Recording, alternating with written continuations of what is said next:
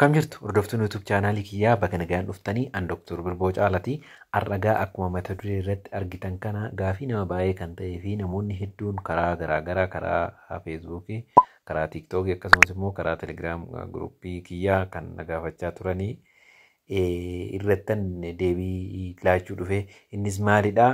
Dubartiin takka otoo hin beekin yookaan immoo tasa ulfarratti Post Piilii yoo fudhatte maaltu ta'a yookaan immoo ulfa san irratti haa ta'u dubartii san irratti side effect akkamii qabaa?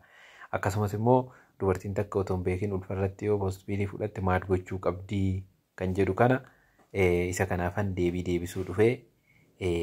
Gara YouTube chaanaalii keenyatti nagaan dhuftanii warri kana dura YouTube chaanaalii keenya hin beekne YouTube chaanaaliin keenya Dr. Birboo Caalaa jedha. Warri immoo subscribe goone subscribe gochuudhaan maatii nu ta'a. Akkasumas immoo warri duraan maatii taatan viidiyoo keenya like gochuudhaan yoo jalqabdan nutti tola. Kallattiidhaan karaa gaafii guyyaarraa deebisuudhaaf qabadhee dhufeettan isin dabarsa.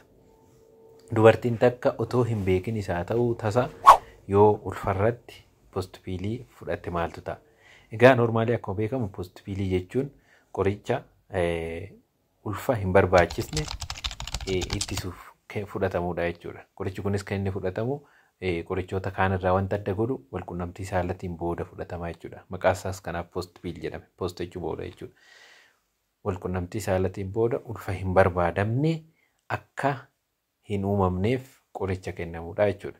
Qorichi kun kaan normaalii kan inni fudhatamu walqunnamtii saalaa akkuma raawwatameen ta'uu qaba. Yeroo tokko namoonni akka waan sa'a 72 eeguun dirqama ta'eetti itti fudhatu. Kan qorichi sa'a 72 jedhanii no akkas miti dubbiin. Post Piiliin kan fudhatamuu qabu walqunnamtiin raawwatamee akkuma raawwatameen yoo ta'e gaariidha jechuudha. Akkuma yeroo isaa achi fagaachaa deemen feelerreetti isaa dabalaa deemu waan ta'eef jechuudha. Kanaaf Post Piilii jechuun isaa hubannoodhuma akkasiin ta'uu fi kanatti aansee egaa dubartiin takka otoo hin beekin yoo ulfarratti qoricha kana fudhatte maaltu ta'a yookaan immoo daa'ima irrattis ta'e haadha irratti dhiibbaa akkamii qabaan jedhuu fi daa'ima irrattis ta'e haadha irratti dhiibbaan qorichi kun qabu hin jiru. Dhiibbaan qorichi kun qabu hin jiru.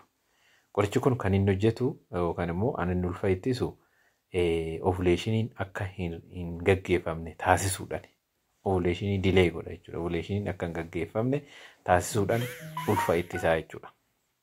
Kana jechuun already ulfa uumama irratti yoo fudhatame wanti inni godhumtu hin jiru jechuudha. Kanarraan immoo Post Piiliin kan inni ulfa ittisu namoonni tokko misunderstand kan godhan ulfa baasuudhaan himoti. Ulfa baasuudhaan himoti. Ovuleeshinii ittisuudhaan malee. Ovuleeshinii jechuun kana dura isinitti miira imala hanqaaquun bilchaatte ovaarii irraa kaatee gara ujummoo ovaariitti taasistu sanii jechuudha. Ovaarii keessa taatee yeroo jirtu fertilization gaggeeffama waan ta'eef ulfi uumamu jechuudha. Kanaaf imala san dhorkaa jechuudha Post Piiliin.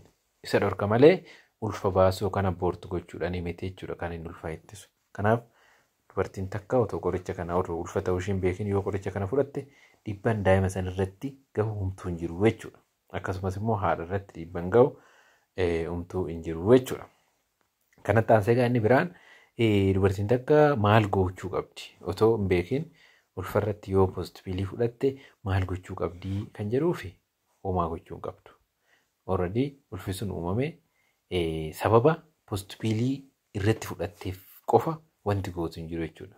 Ulfi sun yoo kan itti fufuu qabu ta'e sababa Post Piilii qoricha ulfa kanarratti fudhatteef jecha wanti ishiin godhuu qabdu homtuu hin jiru jechuudha.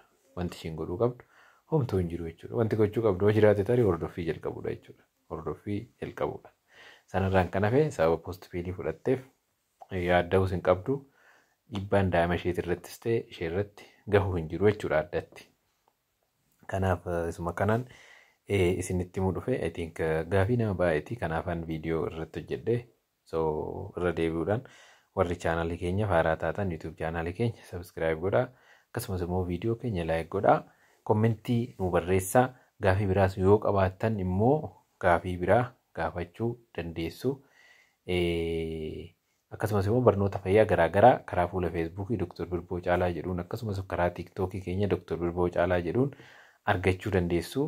Yaala fayyaa garaagaraa barbaadnan immoo qaamanis akkasuma nu qunnamuu yoo barbaaddan kilinika giddugaleessaa wiirtuu kan jedhamutti nu argachuu dandeessu.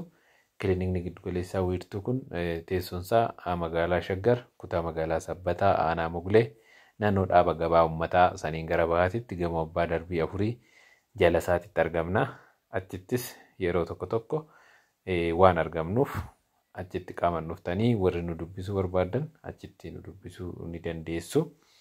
Gaaffii biraa qabaannan garuu ammas gaafachuu dandeessu. Karaa kommentiitiinis ta'e karaa biraadhaan gaaffii akkuma duraa gaafachuu dandeessu. Fayyaa ta'aa, fayyaa fa'aa.